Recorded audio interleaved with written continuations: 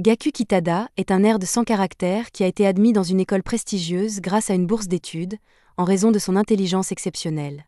Gaku s'intéresse aux mathématiques depuis son enfance. C'est pratiquement la seule chose qu'il sait faire, ce qui lui a valu d'être sélectionné en premier. Son école l'a inscrit à l'examen annuel des Olympiades de mathématiques, espérant qu'il remporterait facilement le trophée, mais le jour de l'examen, notre garçon s'est bloqué et a littéralement laissé sa feuille de réponse vierge. Le lendemain, le directeur et d'autres membres du conseil d'administration l'ont confronté à ce sujet. Apparemment, l'école a toujours remporté la première place aux Olympiades de mathématiques depuis sa création, mais Gaku a brisé cette série de victoires, ce qui a vraiment énervé le directeur. Gaku voulait juste être un grand mathématicien moderne, mais maintenant, ses rêves ont été brisés. Aujourd'hui, il passe la plupart de son temps à travailler comme cuisinier à la cafétéria de l'école. Il pense que même s'il arrive à s'en sortir avec l'argent de la bourse, il devra quand même travailler à temps partiel pour aider son père. Sinon, il ne serait qu'un fardeau. S'il n'y a pas d'autres complications, il devrait obtenir son diplôme dans environ 6 mois. Sa collègue Aya écoute son histoire sur les soba et admet que c'est un peu triste. Elle avait entendu des rumeurs selon lesquelles Gaku était le garçon le plus intelligent de l'école, elle ne s'attendait donc pas à entendre ce genre de choses. Quant à elle, elle aspire à obtenir une bourse sportive pour l'école et toujours sur liste d'attente, alors elle travaille ici pour gagner un peu d'argent de poche. Cela mis à part, elle demande à Gaku de donner des cours particuliers à son neveu stupide, car il est très intelligent, mais il n'est pas vraiment doué pour l'enseignement. Il trouve que cuisiner est une tâche facile et sans effort, à tel point qu'il peut même se laisser aller à la rêverie pendant qu'il cuisine. Pendant qu'il cuisine, Gaku se renverse accidentellement du ketchup sur le visage. Aya panique et lui propose de l'essuyer immédiatement, mais Gaku n'y prête pas la moindre attention et continue de cuisiner. À ce moment-là, un homme aux cheveux clairs et vêtu d'une capuche entre dans la cafétéria et aperçoit le délicieux repas que Gaku vient de préparer. Gaku a fini de cuisiner, il en sert donc à Aya en guise de repas gratuit pour le personnel. Elle jette un coup d'œil et commence à saliver. Elle n'a jamais vu un repas du personnel aussi appétissant. Elle prend une première bouchée et ses papilles gustatives sont transportées dans un tourbillon d'aventure.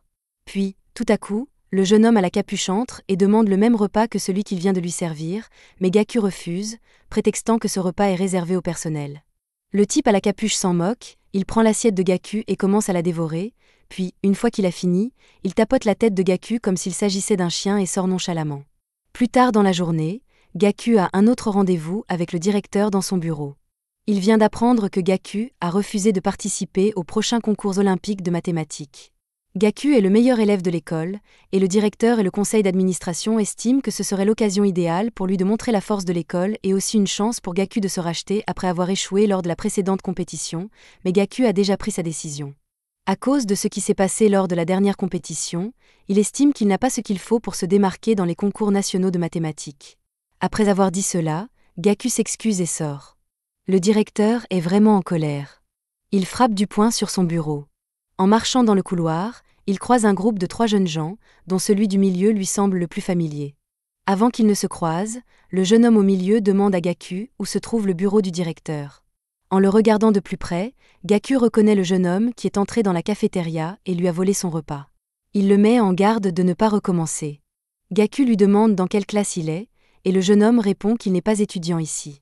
Il est en fait ici en tant que chef cuisinier.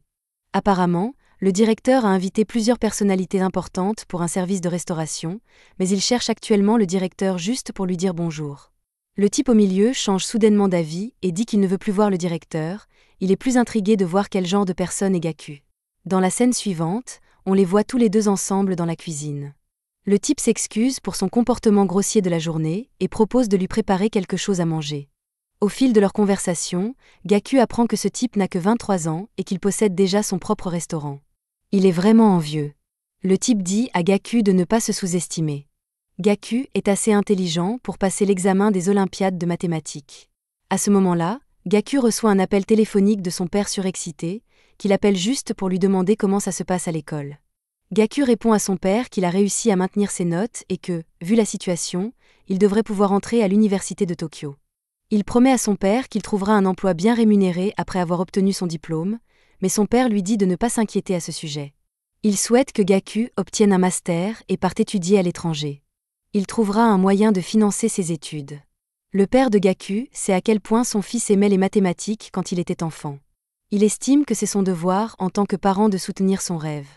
L'appel prend fin, et le jeune homme aux cheveux clairs place un bol de napolitaine juste devant Gaku. Gaku est surpris de voir que la napolitaine est déjà prête, mais avant qu'il ne puisse commencer à manger, le garçon l'arrête et lui dit que Gaku a vraiment attiré son attention ces derniers temps, au point qu'il a fait des recherches à son sujet. Tous ses camarades de classe et ses professeurs s'accordent à dire qu'il a perdu son aura redoutable depuis l'incident lors de l'examen. Il regarde Gaku droit dans les yeux et lui dit qu'il ne se rend pas compte du potentiel qu'il a. Gaku trouve cette situation très inconfortable, alors il change de sujet et dit qu'il veut juste manger maintenant. Ce type a passé tellement de temps à bavarder que le napolitain qu'il a mis tant de temps à préparer est devenu détrempé. Il prévoit de manger rapidement et de partir. Gaku en prend une bouchée, mais dès qu'elle touche ses papilles gustatives, il est transporté dans un tourbillon d'aventure. Comment des nouilles détrempées peuvent-elles avoir un goût aussi délicieux? Gaku veut savoir comment elles ont été préparées, alors il demande au type comment il s'y est pris. À ce moment-là, un appel d'Aya l'interrompt, et il se lève immédiatement pour partir. Le type s'éloigne et se retourne vers Gaku, lui disant qu'il pense que ses pâtes napolitaines sont meilleures, c'est pourquoi il n'a pas utilisé la méthode qu'il a utilisée. Gaku reste sans voix et complètement incrédule. Le type est sur le point de sortir, mais avant de le faire, il se présente comme Kai. Puis il quitte la pièce. Une fois cela terminé, Gaku répond à l'appel d'Aya. Elle est à l'école et est en état de panique. Elle envoie à Gaku une photo du tableau d'affichage de l'école, qui montre que Gaku a été expulsé. L'école veut que Gaku rembourse la bourse d'études et l'expulse simplement parce qu'il refuse de participer aux concours olympiques de mathématiques de l'école. Que va-t-il dire à son père, qui travaille si dur pour payer ses frais de scolarité? Le directeur regarde Gaku qui est agenouillé sous la pluie et lui dit qu'il déteste plus que tout au monde être humilié. Le fait qu'il ait rendu une copie blanche pendant l'examen n'a apporté que de la honte à leur école. Sans compter qu'ils ont perdu beaucoup de dons de sponsors à cause de son geste. Ils lui ont même donné une seconde chance de se racheter lors du prochain concours de mathématiques, mais il a piétiné tous les efforts du directeur. Le directeur s'éloigne en disant que Gaku ne peut rien faire pour réparer cela. Il doit rendre l'argent de la bourse. Aya voit tout ce qui vient de se passer et s'apprête à courir vers lui, mais Kai surgit de nulle part et la devance. Plus tard dans la soirée, le directeur a une réunion importante avec des invités de marque. La réputation de son école est en jeu, il ne peut donc pas se permettre de leur servir de la nourriture de mauvaise qualité. C'est pourquoi il a invité les meilleurs chefs de la ville, et à mesure qu'ils entrent, le directeur les présente un par un. Les invités sont stupéfaits d'apprendre que Kai est un chef gastronomique et qu'il n'a que 23 ans. Kai est également le propriétaire du célèbre restaurant Chef K, qui est un restaurant une étoile dans la ville. Les invités sont stupéfaits en apprenant cela. Le directeur continue de flatter Kai inutilement, mais les invités ne sont que de plus en plus impressionnés. Peu après, la femme de chambre remet le menu au directeur. Il le consulte et est choqué de voir que le plat principal est des pâtes à la napolitaine. Le directeur sait que c'est un plat très basique, mais il décide tout de même de faire confiance à Kai. En réalité, Kai a kidnappé Gaku et le force actuellement à préparer une grande quantité de pâtes. Gaku ne supporte pas une telle tension et fait une dépression nerveuse. Il se sent comme un moins que rien qui ne servira jamais à rien. Il ne se sent pas digne de cuisiner pour les invités importants du directeur. Depuis les Olympiades de mathématiques, il a l'impression que son existence n'a aucun sens. Aya voit que cela affecte vraiment Gaku, alors elle suggère qu'il rentre à la maison, mais Kai l'interrompt en disant que s'il s'assoit et prépare de délicieuses pâtes napolitaines, il lui garantit que cela améliorera sa situation actuelle. Kai lui donne deux options: continuer à vivre paisiblement sa vie de perdant ou s'accrocher à cette lueur d'espoir qui pourrait changer sa vie. Gaku entend cela et pense à tous les efforts que son père a déployés pour l'amener là où il en est aujourd'hui, et il ne peut pas le décevoir. Gaku est toujours indécis, mais il enfile quand même son tablier et se met à cuisiner. Il commence à préparer le plat, mais il n'est pas du tout confiant. Il se demande pourquoi Kai tient tant à ce qu'il prépare des pâtes à la napolitaine alors que sa version était bien meilleure. Kai le regarde simplement avec un sourire en coin et lui dit qu'il doit sortir des sentiers battus pour réussir la parfaite napolitaine. Gaku réfléchit à cela et a une idée géniale. Il commence immédiatement à rincer les pâtes à l'eau froide, puis les met au réfrigérateur. Aya voit cela et est perplexe, car cela ne ferait que ramollir les pâtes. Kai, quant à lui, a un large sourire sur le visage. Peu après, le processus est terminé et les pâtes sont servies aux invités. Ceux-ci sont clairement impressionnés par la présentation, mais comment vont-ils réagir au goût? Les invités ont tous reçu les nouilles napolitaines. Ils les regardent et trouvent assez décevant que le chef ait préparé un plat aussi basique comme plat principal, mais après les avoir examinées de plus près, ils remarquent que ces nouilles ne ressemblent pas aux nouilles que l'on trouve habituellement dans les rues du Japon. Ils en prennent néanmoins une bouchée et écarquillent immédiatement les yeux, surpris par leur saveur délicieuse. Ils réfléchissent à toutes les saveurs qui composent ce plat et à la façon dont elles se marient bien ensemble. L'un d'eux va même jusqu'à dire qu'il sent de nouvelles saveurs exploser dans sa bouche à chaque bouchée. Cependant, l'un des invités arrogants déclare que le goût des pâtes est plutôt correct, mais qu'il préfère tout de même la cuisine haut de gamme. Notre homme baisse alors les yeux vers son assiette et est surpris de constater qu'il a déjà entièrement dévoré. Quant aux autres, cela leur donne un sentiment de nostalgie. Depuis leur enfance, le goût qui leur vient à l'esprit est celui d'une crème onctueuse idéale. Les nouilles napolitaines de Gaku avaient exactement ce goût. Le directeur regarde ses invités avec perplexité, se demandant pourquoi ils sont si absorbés par les nouilles. Pourquoi choisissent-ils de montrer leur humanité à un moment pareil? Mais néanmoins, le directeur sourit simplement, car il sait qu'il ne fait que les utiliser tous, et qu'il va très bientôt les abandonner. Puis, une fois que tout le monde a fini de manger, le directeur demande à chacun s'ils ont apprécié le repas. Ils répondent tous positivement, disant qu'ils ne s'attendaient pas à être émus par un plat aussi simple. Kai se penche alors et demande au directeur s'il serait possible d'appeler le chef qui a préparé les nouilles. Le directeur accepte, disant qu'il serait logique de le remercier d'avoir fait de son dîner avec les invités un tel succès, mais à ce moment-là, le directeur s'étouffe en voyant Gaku sortir lentement. Kai prend la parole et dit que lorsqu'il a rencontré Gaku pour la première fois, celui-ci avait déjà poussé la qualité des nouilles napolitaines à son maximum. Gaku avait parfaitement compris la commande des ingrédients. Il ajoute d'abord les oignons, puis, après la réaction de Maillard, il ajoute les saucisses bratwurst et les poivrons. Enfin, il ajoute les pâtes et les fait sauter avec du ketchup. Ce que Kai a trouvé le plus intéressant, c'est que Gaku met les pâtes d'un côté, puis verse le ketchup directement dans la poêle de l'autre côté. Cette méthode permet d'augmenter plus rapidement la température du ketchup, ce qui aide à obtenir un arôme de tomate parfait. Les invités du directeur entendent cela et sont totalement incrédules. Ils ne s'attendaient pas à ce qu'un détail aussi insignifiant fasse une telle différence. Une autre chose que Kai a trouvée intrigante est le fait que chaque fois que Gaku prépare un plat occidental, il règle toujours la température de la fourchette à exactement 45 degrés Celsius. C'est ce qui a étonné Kai dès leur première rencontre. Les invités y réfléchissent et admettent que lorsqu'ils ont pris la fourchette, elle était très chaude et agréable au toucher. Ils pensent que s'ils avaient une fourchette froide dans la main, ils se seraient sentis moins à l'aise. En somme, ils ne s'attendaient pas à ce que la température de la fourchette soit si importante. Kai mentionne qu'il chauffe également les fourchettes et les assiettes dans son restaurant, mais Gaku le fait de manière plus efficace. Kai ne cesse de faire l'éloge de Gaku depuis son arrivée, et Gaku commence honnêtement à se sentir un peu mal à l'aise, mais Kai lui dit que tout le monde n'aurait pas été capable de faire cela, ce qui signifie qu'il est spécial. Une autre chose était la texture des nouilles. Elles étaient si douces et raffinées. Pour obtenir ce résultat, Gaku explique qu'il a rincé les pâtes à l'eau froide après les avoir fait bouillir, puis les a marinées dans du vin rouge et du vinaigre avant de les mettre au réfrigérateur. Les invités sont encore plus impressionnés par le génie de Gaku, mais celui-ci ne veut pas s'attribuer tout le mérite. Alors il avoue qu'il n'a découvert cette méthode que lorsque Kai lui a préparé des pâtes à la napolitaine.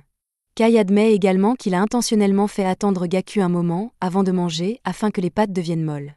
Après avoir entendu tout cela, ils regardent tous Gaku avec une profonde incrédulité. Le directeur transpire abondamment, il n'en croit pas ses yeux. Gaku prépare ses plats avec des calculs et une théorie méticuleuse, ce qui le distingue des autres chefs. Gaku est désormais considéré comme un symbole de l'éducation à la Wells Academy. Kai explique alors que c'est précisément la raison pour laquelle le directeur souhaite le leur présenter. Ses invités entendent cela et s'enthousiasment immédiatement. Ils commencent à féliciter le directeur et vont même jusqu'à dire qu'ils vont augmenter les subventions et le financement de l'école uniquement pour Gaku. Le directeur transpire toujours abondamment. Il se sent vraiment gêné par cette situation, car cela signifierait qu'il serait redevable à Gaku. Kai se penche alors vers le directeur et l'informe que ses invités VIP sont prêts à soutenir son académie tant que Gaku y est, donc s'il refuse de le féliciter dans ces circonstances, les choses pourraient prendre une tournure imprévisible. Le directeur n'a d'autre choix que de se soumettre. Il s'incline et remercie Gaku pour cette opportunité, et rien qu'en regardant l'expression sur son visage, on voit bien que notre homme déteste chaque seconde de cette situation. Une fois cela fait, Kai et son équipe s'éloignent. Kai se retourne vers Gaku et lui assure que sa façon mathématique de penser est définitivement faite pour la cuisine, et que s'ils parviennent à travailler ensemble, ils pourraient réaliser des choses jamais faites auparavant dans une cuisine. Dans la scène suivante, Gaku se réveille en sursaut de ce cauchemar, en sueur. Il descend immédiatement et s'assoit avec son père. Son père est un peu trop excité que Gaku ait réussi à entrer à la célèbre université de Tokyo. Gaku exhorte son père à ne pas se montrer aussi excité et surpris, car il savait pertinemment qu'il avait bien réussi l'examen blanc. Puis, l'attention de Gaku se porte sur une femme à la télévision, connue sous le nom de Musashi. Apparemment, elle participe régulièrement aux Olympiades de mathématiques. Elle se vante et affirme qu'elle va obtenir un score parfait à l'examen d'entrée. Le père de Gaku reconnaît qu'elle est douée, mais il n'aime pas le fait qu'elle se vante ainsi. Gaku se souvient de la fois où il a rencontré Musashi en personne. Elle lui a posé une question mathématique simple, à laquelle Gaku a donné une réponse simple, mais ce qu'elle a fait a beaucoup intéressé Gaku. Elle a littéralement élaboré sa propre théorie pour résoudre la question. À partir de ce moment-là, Gaku a su qu'elle était une personne exceptionnelle. Le père de Gaku voit que son fils commence à avoir des sentiments mitigés à propos de toute cette histoire, alors il se précipite dans la cuisine et lui sert à manger. Après avoir fini son petit déjeuner, Gaku réfléchit à la douceur de la vie qu'il mène avec son père. Il doit déterminer ce qu'il veut faire s'il veut devenir quelqu'un d'important à l'avenir. Il pose son assiette et annonce immédiatement à son père qu'il va partir à Tokyo pendant quelque temps. Cette déclaration surprend son père, et Gaku s'en rend compte, alors il le rassure en lui disant qu'il reviendra bientôt. Son père n'est pas tout à fait sûr de ce qu'il a en tête, mais il lui dit quand même d'y aller, car il sait que c'est quelque chose qu'il doit découvrir par lui-même. Cela dit, Gaku passe toute la journée à voyager seul au cœur de Tokyo, à la recherche de ce qui comblera son désir le plus cher. Il arrive au restaurant de Kai et est accueilli par Rana, la sous-chef. Elle reconnaît immédiatement Gaku comme étant celui qui a créé les célèbres nouilles napolitaines. Elle se dirige vers la cave à vin et lui offre un verre. Alors que Gaku tient son verre, elle lui explique que la température de tous les verres, assiettes et poignées de porte a été soigneusement ajustée pour offrir un confort et une fraîcheur au toucher. Si Rana se montre si amicale avec Gaku, c'est principalement parce que Kai lui a déjà dit beaucoup de bien de lui par le passé. C'est là qu'elle a appris l'importance de contrôler la température. Rana n'avait jamais vu Kai complimenter quelqu'un de cette manière, et Gaku a donc automatiquement gagné son respect. Rana lui propose de s'asseoir et lui dit qu'elle veut lui préparer un repas. Gaku y réfléchit un instant et refuse. Il sait que le coût moyen d'un repas dans ce restaurant est d'environ 8000 yens, et il ne veut pas se ruiner, mais Rana l'informe que Kai lui a spécialement demandé de lui préparer un plat lorsqu'il est venu et lui a demandé quel était le principe de ce plat. Les ordres de Kai étaient les suivants. Si Gaku parvient à la convaincre avec sa théorie, il doit rester ici et attendre son retour. Sinon, il doit prendre ses frais de transport et partir immédiatement. Rana s'approche de lui et pose une assiette magnifiquement décorée. Il est tellement surpris par la présentation qu'il ne peut que la regarder, mais avant qu'il ne puisse commencer à manger, Rana décide d'être brutalement honnête et dit à Gaku qu'il lui sera impossible de devenir chef dans ce genre de restaurant. Le monde culinaire est un endroit vraiment effrayant, et elle ne pense pas qu'une personne comme lui, qui n'est pas ambitieuse, soit faite pour cela. Puis, tout à coup, Gaku l'interrompt et lui demande poliment d'arrêter de bavarder afin qu'il puisse enfin goûter le plat. Il en prend une bouchée et est transporté dans un tourbillon de saveurs. Quelques secondes plus tard, il devine facilement que le plat est principalement composé de crabes. Il trouve très intéressant qu'elle ait associé du porc et du crabe dans ce plat. Alors que Gaku donne une analyse détaillée, Rana ne peut s'empêcher de fixer le feu qui brûle dans ses yeux. Puis, Gaku fait quelque chose qui laisse Rana bouche bée. Il demande un stylo et du papier et commence à écrire des fonctions mathématiques pour le processus de cuisson de ce plat. Après un petit moment, il rédige la formule parfaite pour le plat. Rana ne peut s'empêcher d'admettre que toutes les déductions faites par Gaku jusqu'à présent sont correctes.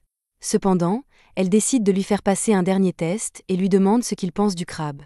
À sa grande surprise, Gaku est facilement capable de prédire qu'il s'agit d'œufs de crabe. Un léger sourire se dessine sur son visage, elle a trouvé la perle rare. À ce moment-là, Kai sort de l'arrière-boutique et félicite Gaku, car il a deviné tous les ingrédients du repas.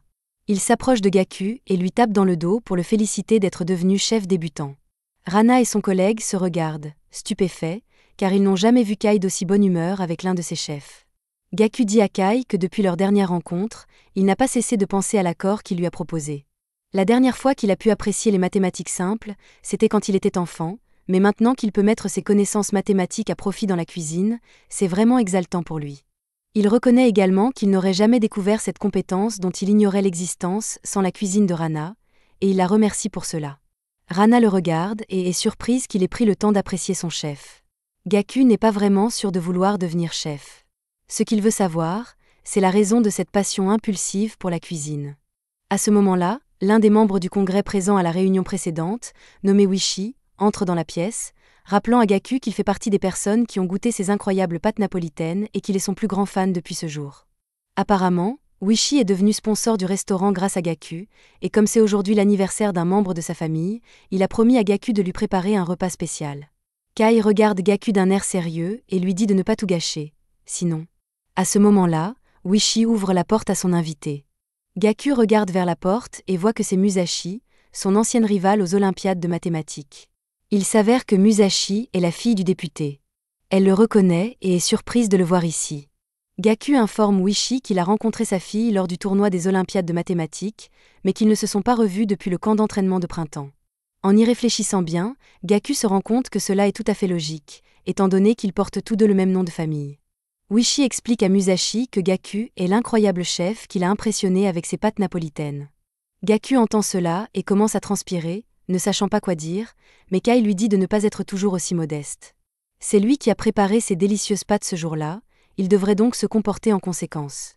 Kai ne s'attendait toutefois pas à une telle coïncidence, lui et le client venant du même camp d'entraînement pour les Olympiades de mathématiques. Kai informe Musashi que Gaku prépare ses meilleurs plats en utilisant une approche mathématique. Musashi entend cela et est choquée. Elle regarde Gaku et lui demande si cela signifie qu'il a renoncé à devenir mathématicien. Son père suppose que Musashi serait intéressé par la cuisine préparée à la manière d'un mathématicien. Cependant, elle répond que depuis son enfance, elle a toujours été intéressée par la pensée mathématique de Gaku. La première fois qu'elle a rencontré Gaku, c'était lors d'un concours de mathématiques olympiques. Un jour, elle a pris son courage à deux mains pour aller le voir et lui poser une question.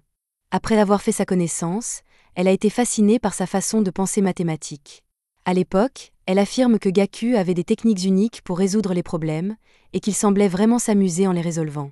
Cependant, elle ne s'intéresse plus à lui. Lorsqu'ils se sont revus après une longue période de séparation, elle a trouvé que sa façon mathématique de penser s'était détériorée au point de devenir ennuyeuse. Elle pense donc que continuer à parler à Gaku n'aurait qu'un effet négatif sur son intelligence. De plus, elle ne s'intéresse pas du tout à la nourriture, elle ne voit donc aucune raison de rester ici. Elle se retourne pour partir, mais avant qu'elle ne puisse le faire, Kai l'interpelle et lui demande pourquoi elle prétend être une si grande mathématicienne alors qu'elle ne veut même pas goûter à la nourriture préparée selon une approche mathématique. Gaku se rend compte que Kai prend sa défense, alors notre garçon change d'expression et admet que ses paroles l'ont un peu blessé, mais que ce n'est pas grave. Son devoir aujourd'hui est de cuisiner pour elle et de s'assurer que c'est délicieux. Il lui demande de réfléchir une dernière fois à l'idée de goûter son plat. Elle y réfléchit une seconde et finit par accepter, puis elle s'assoit avec son père et on lui dit que le repas lui sera servi dans environ 1 heure. Pendant ce temps, dans la cuisine, Gaku a un peu de mal à choisir les ingrédients à utiliser pour le repas. Bien qu'on lui ait dit qu'il pouvait utiliser tout ce qu'il voulait, les ingrédients ici sont beaucoup trop extravagants et il n'y est pas habitué.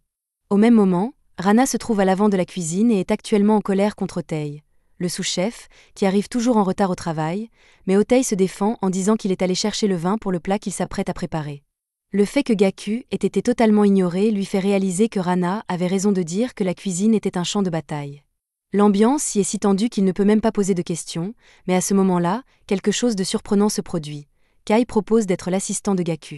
Il estime que Gaku est encore un amateur en matière de préparation des ingrédients, mais il promet de ne pas interférer avec ses idées. Kai dit même qu'il serait prêt à lui expliquer les caractéristiques des ingrédients, car il souhaite simplement le voir donner le meilleur de lui-même. Gaku admet que cela l'aiderait beaucoup. Il prévoit de recréer l'idée culinaire de Rana de tout à l'heure, alors il demande à Kai de lui indiquer la valeur umami de chaque ingrédient. Gaku est surpris de voir Kai commencer à écrire la valeur de chaque ingrédient de mémoire. Kai mentionne qu'il connaît simplement la valeur approximative de chacun d'entre eux. Il a une compréhension générale des caractéristiques des autres ingrédients, qui peuvent facilement être trouvés sur Internet. Une fois qu'il a fini d'écrire, il s'écarte pour montrer le tableau à Gaku et lui dit que le plat préparé par Rana se composait de 2 saveurs umami, l'acide inosinique et l'acide glutamique. Il ajoute à Gaku que s'il combine ces 2 ingrédients, il est convaincu qu'il pourra préparer un plat qui surpassera celui de Rana.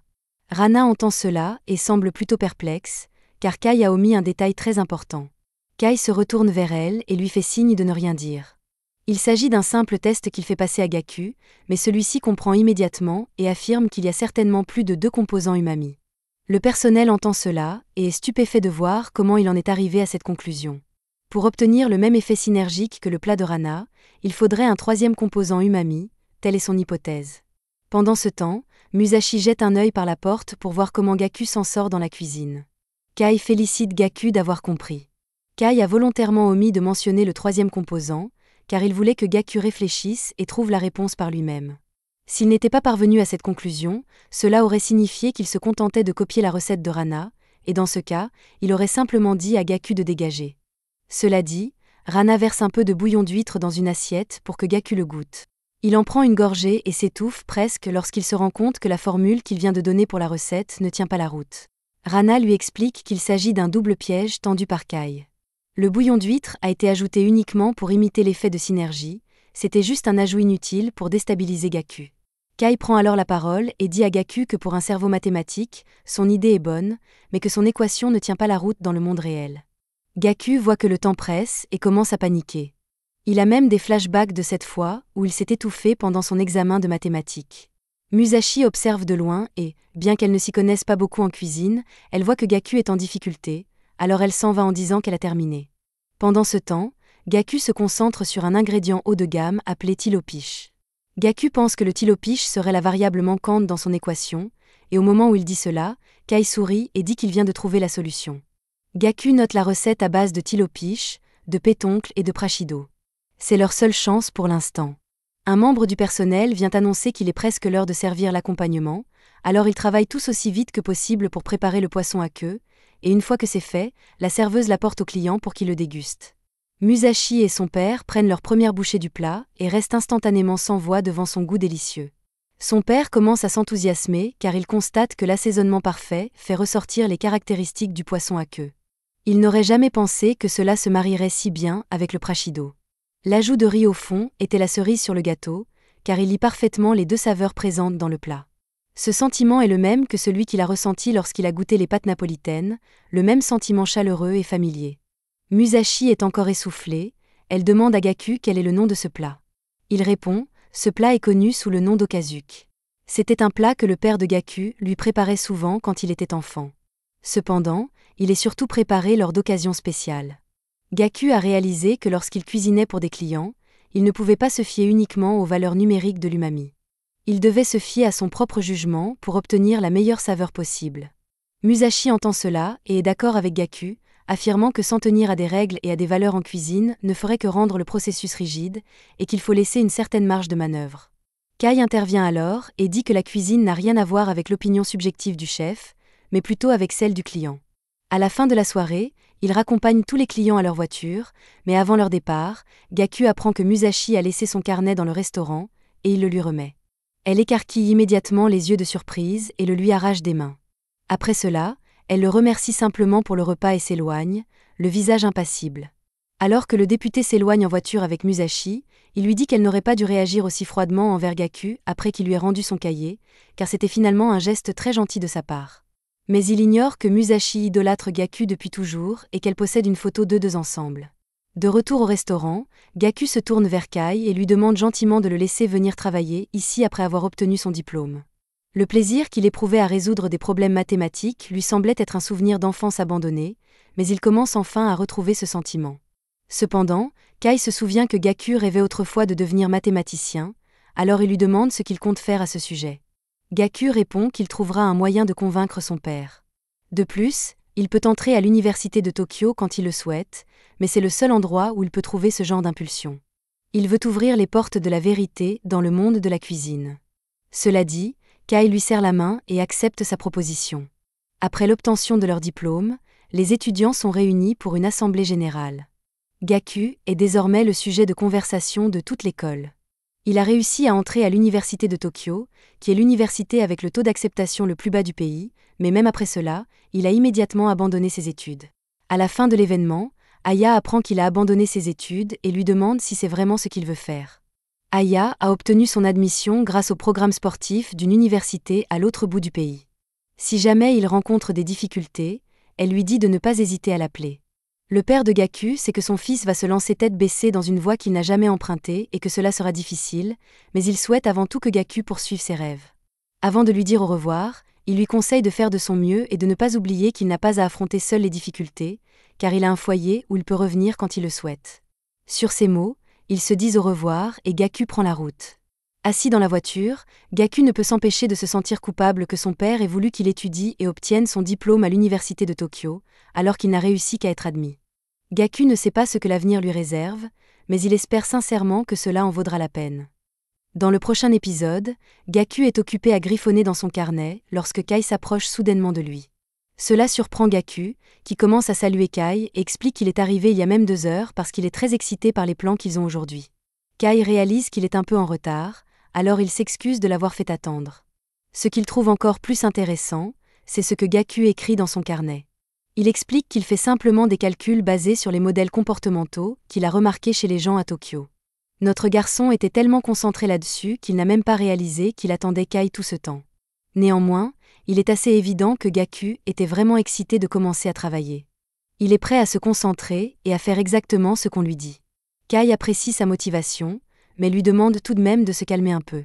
Gaku a reçu l'ordre de commencer à travailler au restaurant de Kai le lendemain, et pour aujourd'hui, il doit trouver un endroit où il logera. Ils arrivent à un immeuble et montent les escaliers. En chemin, Gaku mentionne que son père est très reconnaissant envers Kai pour lui avoir fourni un logement bon marché à Tokyo. C'est une aide précieuse, car il doit commencer à rembourser ses prêts étudiants. Une fois en haut, Gaku regarde autour de lui et est émerveillé par la spaciosité de la pièce. Pour lui, cela ressemble à un casier avec plein de fournitures. Kai lui dit qu'il peut utiliser la cuisine comme il le souhaite. Gaku est soulagé dès qu'il entend cela, car il a failli s'évanouir en entendant les prix des appartements normaux à Tokyo. Il demande si Rana et Otei sont aussi dans l'immeuble, mais il s'avère qu'il s'agit en fait de la maison personnelle de Kai. Il vit seul ici depuis un moment, et Gaku va être son invité. Kai n'est pas sûr, mais Rana et Otei louent un endroit près du restaurant. Ils entrent tous les deux dans la pièce et voient une fille d'10e allongée sur le lit. Elle s'accroche immédiatement à Kai et se plaint de la façon dont il l'a ignorée après leur aventure de la veille. Kai avait honnêtement oublié qu'ils avaient même utilisé cette pièce la nuit dernière. Il joue la carte de l'indifférence et lui dit de sortir parce que Gaku va emménager. La fille continue de râler sans fin, alors Kai jette simplement ses affaires en bas des escaliers, puis la regarde dans les yeux et lui dit de dégager. Plus tard dans la soirée, Kai se charge personnellement de cuisiner pour Gaku un bol de nouilles napolitaines. Une fois terminé, ils s'assoient tous les deux et Gaku s'excuse de faire cuisiner Kai alors que c'est lui qui est censé faire la cuisine. Il ne veut pas être un fardeau, alors il propose au moins de faire les tâches ménagères, mais Kai lui dit de ne pas s'inquiéter car Nen, la femme de ménage, s'en est déjà occupée. Kai dit à Gaku de ne pas s'inquiéter pour la cuisine ou les tâches ménagères. Ce sur quoi il devrait se concentrer ce soir, c'est de réfléchir à comment il peut grandir en tant que chef en analysant ce repas. Il ajoute également que s'il n'est pas capable de tirer une conclusion précise, alors il sera pratiquement inutile pour lui et sera viré immédiatement. Les nipala et les nouilles étaient le plat qu'il a amené jusqu'ici.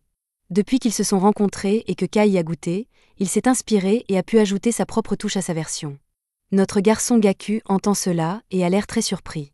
Il prend une bouchée avec sa fourchette et remarque que la couleur n'est pas vraiment rouge foncé. Cependant, il ne sent pas l'arôme fort des tomates. Il goûte les nouilles et commence instantanément à les analyser sous l'angle mathématique. Il pense que les napolitaines qu'il a faites et qui ont été tant louées ne sont rien comparées au chef-d'œuvre que Kai vient de préparer. Gaku n'a d'autre choix que de continuer à creuser. Il doit trouver une explication à pourquoi ces nouilles sont si délicieuses. L'ingrédient secret est le homard. Lorsqu'il entre dans la bouche, Gaku affirme qu'une formule mathématique très complexe est générée. Gaku ouvre grand les yeux en réalisant que même avec sa façon de penser mathématique, aucune des recettes qu'il a jamais utilisées ne pourrait avoir un goût aussi bon. Kai entend cela et affiche un sourire narquois en lui disant que cela signifie que son cerveau est inutile dans ce cas. Kai a toujours voulu qu'il ouvre la porte de la vérité avec la cuisine, c'est pourquoi il a demandé à devenir son bras droit. Le monde de la cuisine est sans égal et sans précédent, donc s'il ne poursuit pas un sentiment de familiarité, il n'a aucune chance de devenir un chef.